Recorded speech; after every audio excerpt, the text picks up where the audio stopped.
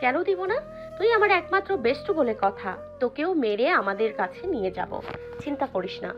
বন্যা মেঘের বাহুতে আস্তে করে থাপ্পড় মেরে বলল, পাগলি একটা। কি হয়েছে? আবির ভাই আমার প্রেমে পাগল হবে কবে? কেন? আমি তো অলরেডি পাগলি হয়েই গেছি।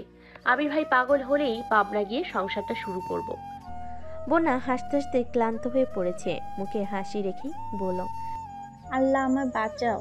বিয়ের খবর নাই, এদিকে কোথায় সংসার করবে তা ভেবে ফেলছে। মিনহাজ মিষ্টিরা মেঘেদের একটু পেছনে ছিল। বন্যার এত হাসি দেখে মিনহাজ বিরক্তির স্বরে বলল, এত হাসছিস কেন? ভাল লাগছে তাই হাসছি। তোর কোনো সমস্যা? হ্যাঁ, আমার কানে লাগছে। তাহলে কানে আঙুল দিয়ে রাখ। মিনহাজের রাগ আরও বেড়ে গেছে। একদিকে মেঘের প্রতি আবিরের কেয়ার, অন্যদিকে বন্যার হাসিতে মিনহাজ রীতিমতো রাগে কটমট করছে। এর মধ্যে আবির আর তানভীর দুজনেই হাজির হলো। আবির তানভীরকে উদ্দেশ্য করে বলল, তুই ওদের বাসা পর্যন্ত এগিয়ে দিয়ে আসবি। আমি মেঘকে নিয়ে বাসায় যাচ্ছি। আচ্ছা ভাইয়া। আবির মেঘের দিকে তাকিয়ে বলল, তোর পার্টস গাড়িতে রেখেছি, আর ফোন আমার পকেটে, লাগলে বলিস। চল এখন। মেঘ বাইক পর্যন্ত যেতে আবির বাইক থেকে একটা হেলমেট নিয়ে প্রতিদিনের মতোই মেঘকে পরিয়ে দিচ্ছে। বোনা এসব ঘটনা দেখে অভ্যস্ত, কিন্তু মিষ্টিরা প্রথমবার দেখছে। এতদিন শুধু মেঘের মুখেই আবিরের প্রশংসা শুনে আসছে, আজ তার খানিকটা নিজের চোখেই দেখছে। মেঘ বাইকে বসার পরও আবির কয়েকবার পেছনে ঘুরে মেঘের ড্রেস ঠিক করে দিচ্ছে, যাতে জুতা বা বাইকে কোনোভাবেই না আটকায়। আবির মেঘকে নিয়ে চলে গেছে। তানভীর তামিমদের উদ্দেশ্যে বলল, তোমাদের রিস্কা ঠিক করে দিয়েছি, যাও। বন্যাদের দিকে তাকি স্বাভাবিক কণ্ঠে বলল। তোমরা গাড়িতে বসো। ওরা কিছু বলতে গেলে বন্যা চোখে ইশারা দিল। সন্ধ্যার পার হয়ে গেছে। এ অবস্থায় তানভীর নিজেই ওদের এগিয়ে দিয়ে আসতো। তারপর আবিরও বলে গেছে। এখন মিষ্টিরা কিছু বলেই তানভীরের ধমক শুনবে, তাই বন্যা ওদের আটকিয়েছে। মিষ্টিরা দুজনকে নামিয়ে তানভীর বন্যাকে নিয়ে যাচ্ছে। কিছু দূর যাওয়ার পর তানভীর একটু ভেবে প্রশ্ন করল, ফুচকা খাবে? না, কেন? তোমরা না ফুচকা প্রিয়? অনেক খেয়ে ফেলছি, পেটে জায়গা নেই। তানভীর হেসে বলল। ফুচকার জন্য পেট নয়, মনে জায়গা দরকার। তানভীর রাস্তার পাশে গাড়ি সাইড করে নামলো। তানভীরের দেখা দেখি বন্যাও নেমেছি। বন্যা ঠান্ডা কণ্ঠে বলল, আমি এখন সত্যিই ফুচকা খেতে পারবো না। সমস্যা নেই, একটু হাঁটবে, যখন খেতে ইচ্ছে করবে খেয়ে তারপর যাবো। বন্যা মাথা নিচু করে গম্ভীর কণ্ঠে বলল। এটা ঠিক না। ঠিক বে ঠিক, আমি কম বুঝি। বন্যা তীক্ষ্ণ দৃষ্টিতে তানভীরের দিকে তাকিয়ে আছে। মেঘেরা এক একটা ভাই বোন, ঘাটতেরা সেরা, ওরা যা বলবে তাই করবে। বন্যা হাল ছাড়ল না, অত্যন্ত নমনীয় কণ্ঠে বলল। রাত হয়ে যাচ্ছে, বাসায় যেতে হবে। তানভীর আর চোখে তাকিয়ে তপ্ত স্বরে বলল, এ মেয়ে, তুমি কি আমায় ভয় পাচ্ছ? না তেমন না, কিন্তু তাহলে কিন্তু কিসের? তোমার বাসায় মানুষ জানে তুমি কোথায় গিয়েছো, আর আমি তোমাকে এগিয়ে দিয়ে যাব সেটাও জানে, তারপরে এত টেনশন কিসের তোমার? আশেপাশে মানুষের ভিড়ে তানভীর হাঁটছে, সঙ্গে বন্যাও হাঁটছে। কিছুটা সামনে যেতেই দুটা ছেলে তানভীরকে সালাম দিল।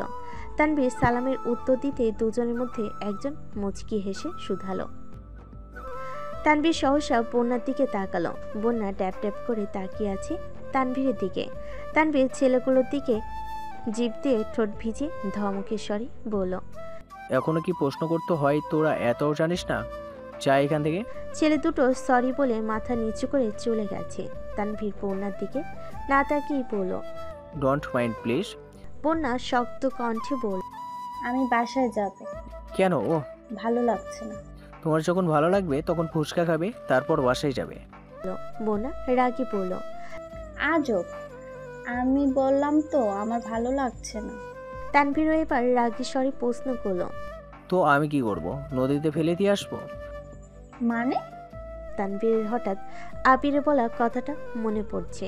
রাগ উঠলেও বন্যাকে রাগ দেখানো ঠিক হবে না। তানভীর কপাল গুটিয়ে বলল, মন খারাপ করে বাসায় গেলে সবাই ভাববে আমরা তোমার সাথে খারাপ ব্যবহার করেছি। সত্যি কি তাই? কেউ কিচ্ছু ভাববে না। তানভীর মৃদু স্বরে শুধালো, ছেলেগুলোর কথায় মাইন্ড করছো? না তো এমনি চলে যাব। তানভীর নিজের রাগ আর কন্ট্রোল করতে পারছে না, রেগে বলল, তোমার সময় নষ্ট করার জন্য আন্তরিকভাবে দুঃখিত। চলো তোমাকে বাসায় নামিয়ে দিয়ে আসি। আর কখনো এমন কাজ করব না। তানভীরের প্রবল রাগ বুঝতে পেরে পূর্ণা শান্ত হয়ে গেছে। কোমল কণ্ঠে বলল, আমি ফুচকা খেয়ে যাব। খেতে হবে না ফুচকা। মনের বিরুদ্ধে কোনো কাজ করতে হবে না, চলো। আমার খেতে ইচ্ছে করছে। তানভীর তীব্র আক্রোশ কণ্ঠে ঢেলে পড়ল। ঠিক আছে, খেয়ে আসো, আমি গাড়িতে আছি। বন্যা মৃদু স্বরে বলল। আমার একা থাকতে ভয় লাগ। তানভীর এবার বিরক্ত হয়ে বন্যার দিকে তাকালো। বন্যার মায়াবী দৃষ্টি চোখে পড়তেই তানভীরের অভিব্যক্তি বদলে গেল। স্বাভাবিক কণ্ঠে বলল, এখানেই বসো, আমি অর্ডার দিয়ে আসছি। তানভীর চেয়েছিল রাতের শীতল পরিবেশে বন্যার সাথে একান্তে কিছুটা সময় কাটাবে। তানভীরের ভেতর জুড়ে সর্বদা বন্যায় ঘুরপাক খাক। বিকেল থেকে বন্যাকে দেখার, একান্তে কথা বলার তীব্র ইচ্ছে জেগেছিল তানভীরের মনে। তাই ফুচকার কথা বলে নিয়ে আসছিল। ফুচকা খেয়ে কিছুক্ষণ বসে বাসার উদ্দেশ্যে রওনা দিল। বন্যার বাসার সবার জন্য আবির রেস্টুরেন্ট থেকে খাবার পার্সেল করে দিয়েছে। তারপর বন্যা ওর বোনের জন্য ফুচকা নিয়েছে। এদিকে আবির মেঘকে বাসার কাছে পর্যন্ত নামিয়ে দিয়েছে। মেঘ নেমে গম্ভীর কণ্ঠে প্রশ্ন করলো, আপনার আংটিটা দিয়ে দিই? কেন? আমার আংটি রাখবে না, আপনার জিনিস আপনার কাছেই রেখে দিন। কেন? কেন আবার কি হয়েছে? মেঘ মনে মনে আওড়ালো, দামি গিফট দিয়ে আমি কি করব? আপনি যদি আমার না হন। মেঘের নীরবতা বুঝতে পেরে আবির রাগান্বিত কণ্ঠে বলল, আংটি যদি হাত থেকে খুলিস তাহলে খবর আছে, বাসায় যা। খুললে কি করবেন? সেটা এখন কেন বলবো? খুললে বুঝাবো। মেঘ ডান হাত দিয়ে একটানে অনামিকা আঙ্গুল থেকে আংটিটি খুলে হাতের তালুতে নিতেই আবিরের সামনে ধরে বলল, এই নিন। আবির আংটিটা হাতে নিয়ে গম্ভীর কণ্ঠে প্রশ্ন করল, তোর এই আংটির প্রয়োজন নেই? না। ফেলে দিলে আফসোস থাকবে না তো? আবির বাইকে বসে আংটিটি ফেলে দেওয়ার জন্য হাত তোলা মাত্রই মেঘ দু হাতে আবির হাত আঁকড়ে ধরে পড়ল, প্লিজ ফেলবেন না, আমি পরবো, আমায় দিন। তুই যেহেতু পড়তে চাস না, থাক, বাদ দে। অপছন্দের জিনিস না পড়াই ভালো। মেঘ আবিরের হাত আরো শক্ত করে ধরে পড়ল, আমি কখন বললাম অপছন্দের জিনিস? আমার আংটি আমায় দিন। দুদিন পর পর খুলে ফেলার থেকে ভালো আমি এনেছি, আমি ফেলে দিই। মেঘ তপ্ত স্বরে বলল, আর ফেলবো না। সত্যি তো? সত্যি। আবির আংটিটা হাতে নিয়ে এক সেকেন্ড দেরি না করে মেঘের বাম হাতের অনামিকা আঙ্গুলে পরিয়ে দিয়েছে। মেঘের হৃদস্পন্দন সঙ্গে সঙ্গে জোরালো হয়ে গেছে। মেঘের নিস্তব্ধ আঁখি যুগল স্তব্ধ হয়ে আছে হাতের অনামিকা আঙ্গুলে। অকমর্ষাদ বিপুল চোখে তাকালো আবিরের দিকে। আবির নিরুদ্বেগ ভঙ্গিতে পকেট থেকে মেঘের ফোন বের করছে। ফোন মেঘের দিকে এগিয়ে দিয়ে স্বাভাবিক কণ্ঠে বলল, বাসায় যা। আবির চলে গেছে, কিন্তু মেঘের পা থেমে গেছে। আঙ্গুলের দিকে তাকাতেই আবির ভাইয়ের আংটি পরানোর দৃশ্য চোখের সামনে ভেসে উঠছে। আর প্রতিবারই গা শিউরে উঠছে। রেস্টুরেন্টে ডায়মন্ডের আংটি দেখে এক মুহূর্তের জন্য মেঘের মনে অদম্য ইচ্ছে জেগেছিল আবির ভাইয়ের হাত থেকে আংটিটা পরবে। কিন্তু ফুপ্পিরা, তানভীর ভাইয়া, বোনেরা সবাই সামনে নিজের ম্যাচুরিটির প্রমাণ দিতে নিজেই আংটিটি পরে নিয়েছিল। অথচ মেঘের সুপ্ত ইচ্ছে কেননা কোনোভাবেই পূরণ হয়ে গেছে। এদিকে রুমে ঢুকেই মিনাজ লম্বা হয়ে বিছানায় শুয়ে পড়েছে। তামিম হাত মুখ ধুয়ে রুমে এসে মিনাজের অবস্থা দেখে প্রশ্ন করে, কি রে, তোর আবার কি হয়েছে? ভালো লাগছে না। ভালো না লাগাটাই স্বাভাবিক। মিনাজ রাগান্বিত দৃষ্টিতে তামিমের দিকে তাকিয়ে আছে। তামিম কিছুক্ষণ নীরব থেকে আবারও বলল, আমার সাথে রাগ দেখালে কি হবে? তুই নিজেই সব দেখে আসছিস। মেঘ যদি রাজকুমারী হয় তাহলে মেঘের আবির ভাই রাজকুমার।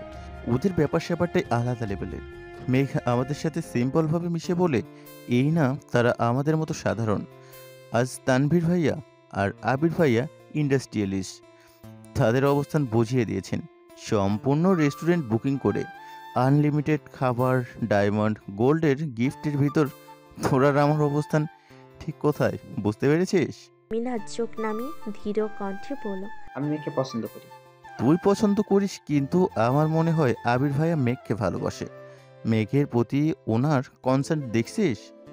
মেঘ উফ করতে দেরি হয়, কিন্তু ওনার অ্যাকশন নিতে দেরি হয়নি। তাছাড়া খাওয়ার সময় দেখেছিলি মেঘকে নিজের হাতে খাবার পরিবেশন করে দিয়েছিল। তাছাড়া মেঘের চাওয়ার আগেই সব হাজির। ওদের সাথে আমরা নিজেদের ভাবতেই পারবো না।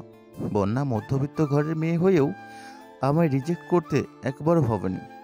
আর তুই মেঘকে নিয়ে পড়ে আছিস। তোর কপালে শনি আছে।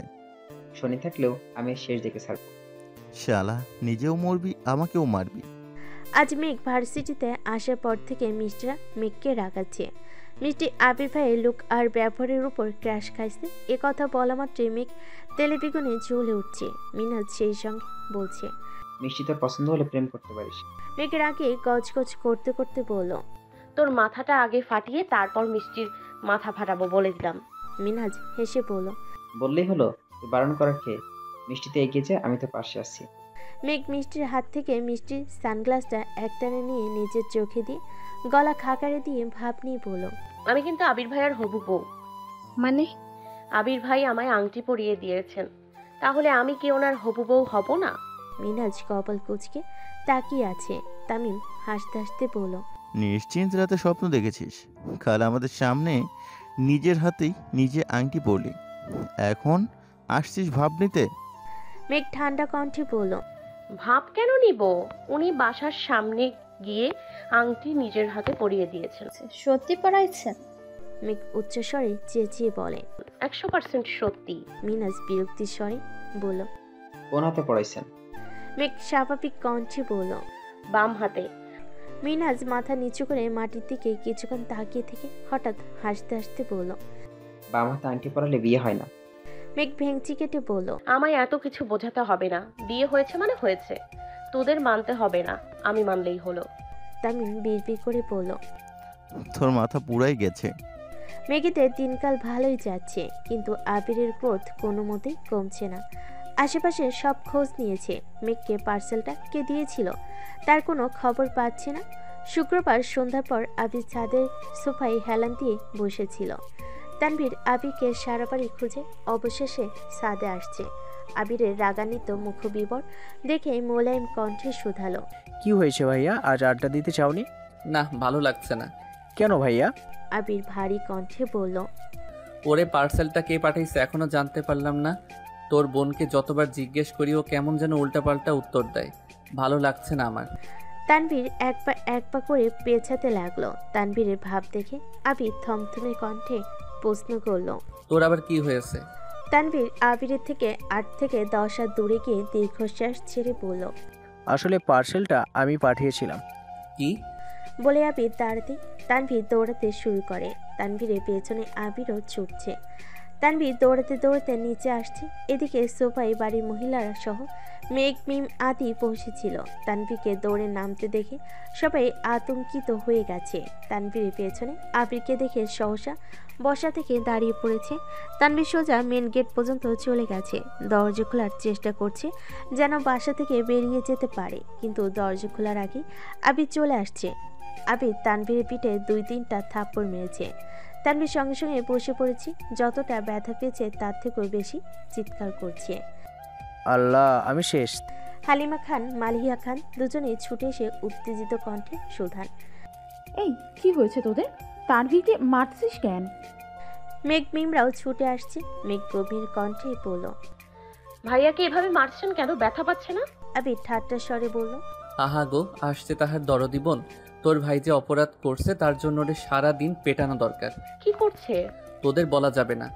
হালিমা খান করুণ কণ্ঠে বললেন। তানভীর কি করছে? খুব বড় অপরাধ করে ফেলেছে। মামুনির করুণ স্বর শুনে আবির তানভীরকে ছেড়ে দিয়ে গম্ভীর কণ্ঠে বলল, তোমাদের কাছে কিছুই না, কিন্তু আমার কাছে অনেক কিছু। হালিমা খান তানভীরকে উদ্দেশ্য করে বললেন, কি রে, কি করছিস তুই? তানভীর দাঁড়িয়ে আড়মোড়া ভাঙতে ভাঙতে বলল, তেমন কিছু না, ভাইয়ার কলেজায় হাত দিয়েছিলাম। বলেই তানভীর রুমের দিকে ছুটে গেছে। আবির নিচে দাঁড়িয়ে রাগান্বিত কণ্ঠে বলল, রুম থেকে বের হই, শুধু তোর খবর আছে। মালিয়া খান সচেতন কণ্ঠে বললেন, আরে কি হচ্ছে এসব? কিছু না। তানভীরের পেছনে লাগছিস কেন?